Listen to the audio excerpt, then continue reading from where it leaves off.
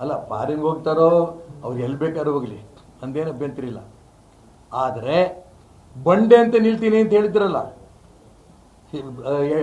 ಮಾನ್ಯ ಸಿದ್ದರಾಮಯ್ಯನವ್ರ ಪರವಾಗಿ, ಬಂಡೆ ಅಂತ ನಿಲ್ತಾರೋ ಅವ್ರ ತಲೆ ಮೇಲೆ ಬಂಡೆ ಹಾಕ್ತಾರೋ ನೋಡೋಣ. ನಮ್ಮ ನಾಯಕರು ಅಂತ ಹೇಳಿದ್ರಿ, ಯಾರನ್ನ ನೀವು ಒಂದು ಮಾತು ಹೇಳ್ತಾ ಹೇಳಿ, ನಮ್ಮ ನಾಯಕರು ನನಗೆ ಇದರಿಂದ ಮುಕ್ತ ಆದ್ರು, ಕೇಸಿನಿಂದ ಮುಕ್ತ ಆದ್ರೂ ಸಹ ನನಗೆ ಅವಕಾಶ ಕೊಡಲಿಲ್ಲ ಅಂದ್ರೆ ನಿಮ್ಗೆ ಅನ್ಯಾಯ ಮಾಡಿದ್ರು ಅನ್ಸುತ್ತಲ್ವಾ?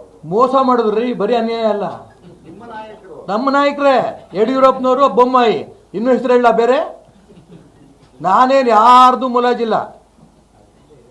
ಈ ಹಿಂದೆ ಮುಂದೆ ಯಾಕೆ ನೀವೊಂದು ಸ್ವಲ್ಪ ಒಳ್ಳೆ ಪದ ಬಳಸ್ತೀರಿ. ಅನ್ಯಾಯ, ಮೋಸ, ದ್ರೋಹ,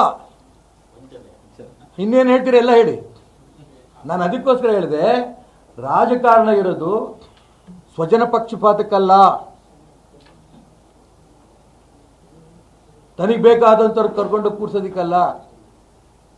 ಕ್ಲೀನ್ ಚಿಟ್ ಸಿಕ್ಕಾಗ ನಿಮ್ಮ ಟಿವಿಗಳ ಮುಂದೆನೇ ಬೊಮ್ಮಾಯಿ ಮತ್ತು ಯಡಿಯೂರಪ್ಪನವ್ರು ಹೇಳಿದ್ರು ಈ ವಾರದಲ್ಲೇನೆ ಅವ್ರು ಮುಖ್ಯಮಂತ್ರಿ ಮಾಡ್ತೀವಿ ಅಂತ. ಯಾಕೆ ಮಾಡಲಿಲ್ಲ? ಉತ್ತರ ಅವ್ರು ಕೊಡಲಿ.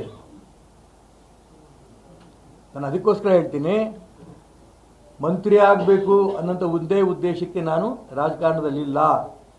ಈ ನಿಮಿಷ ತನಕನೂ ಕೂಡ ಒಂದೇ ಒಂದು ಭ್ರಷ್ಟಾಚಾರದ ಆರೋಪ ನನ್ನ ಮೈ ಮೇಲಿಲ್ಲ.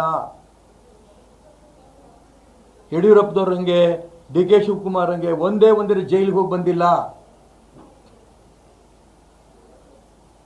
ನಾನು ಅದಕ್ಕೋಸ್ಕರ ಹೇಳಕ್ಕೆ ಹೊರಟಿರೋದು, ಕರ್ನಾಟಕ ರಾಜ್ಯದಲ್ಲಿ ಒಂದು ರೀತಿಯ ಆದರ್ಶ ರಾಜಕಾರಣಿ ಆಗಿ ಅಂತ ಮಾನ್ಯ ಸಿದ್ದರಾಮಯ್ಯನವ್ರು ನಾನು ಹೇಳಕ್ಕೆ ಇಷ್ಟಪಡ್ತಾ ಇರೋದು.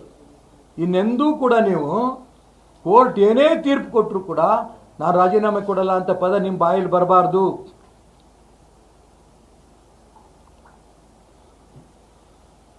ಪ್ರಬಲಾಕಾಂಕ್ಷಿಗಳ ಬಗ್ಗೆ ನಾನು ಹೇಳಕ್ಕೆ ಇಷ್ಟಪಡಲ್ಲ. ಅವ್ರವ್ರ ಖುಷಿ, ಅವ್ರು ಹೇಳಿಕೆ ಕೊಡ್ತಾ ಇದ್ದಾರೆ. ಪಾಪ ಕಾಂಗ್ರೆಸ್ ಪಕ್ಷ ಬದುಕಿದೆಯೋ ಸತ್ತಿದೆಯೋ ದೇಶದಲ್ಲಿ ಗೊತ್ತಿಲ್ಲ. ಅವ್ರ ನಾಯಕರು ಹೇಳ್ತಾ ಇದ್ದಾರೆ, ಸುರ್ಜಿವಾಲಾ ಎಲ್ಲರೂ ಹೇಳ್ತಾರೆ, ಏನು ನೀವು ಆಕಾಂಕ್ಷಿಗಳು ನೀವು ಅಂತ ಬಹಿರಂಗವಾಗಿ ಹೇಳ್ಕೋಬೇಡಿ, ಖಾಸಗಿ ಹೋಗಿ ಹೇಳ್ಕೊಳ್ಳಿ. ಅವ್ರಲ್ಲ ಲೀಡರ್ ಹೇಳ್ತಾರ, ಅವ್ರು ಹೇಳ್ದಂಗೆ ದಿನ ಪಟ್ಟಿ ಜಾಸ್ತಿನೇ ಆಗ್ತಾ ಇದೆ.